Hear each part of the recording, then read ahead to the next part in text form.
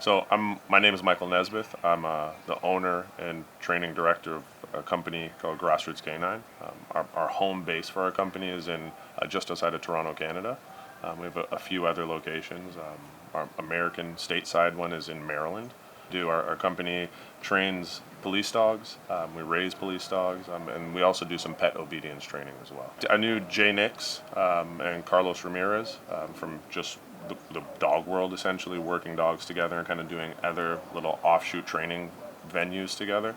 And we kind of connected under that context and really realized that our training styles and even our outside of dog training, the things that are important to us were congruent between the group. We're all kind of on the same page, and it led into me becoming a part of K9s United. Working with K9s United is like every time we have one of these seminars, it's like a kid before Christmas. I'm super excited to get out to wherever we're going. It doesn't even really matter where the destination is, because one, I get to get with some of the people that I consider family now at this point.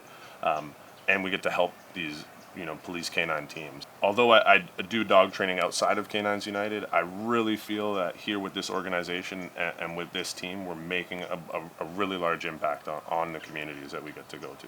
I think K9s United is making a difference in the dog world, in the police dog world, by mainly resources, and when I say resources, I'm not just talking about tangible physical things that departments and agencies are getting. That is a part of it, but I think even more important than that is the access to resources in the training venue.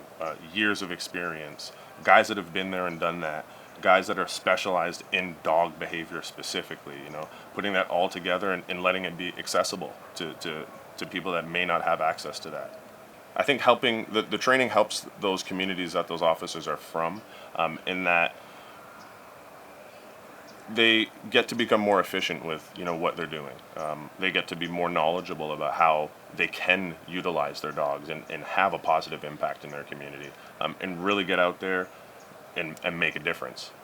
I got into dog training, and police dog training specifically. I went to school for psychology and criminology, and I started with humans. I was doing some counseling stuff, and I realized that this probably isn't for me. I always had a passion for dogs. I grew up with animals. I just didn't know that it was something that people even did for a living. I would go and train with the guys that were working with law enforcement agencies kind of on the side.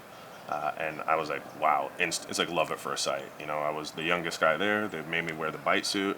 I got beat up all day and I loved it, right? So I ended up coming home and telling my wife, like, hey, I'm going to quit this counseling job that I went to school for, and I'm going to train dogs. So you can imagine how that went over. But she's happy now.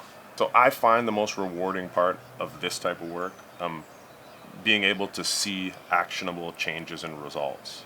Even in the short period of time that we get to do these seminars, I see big differences from day one till the last day.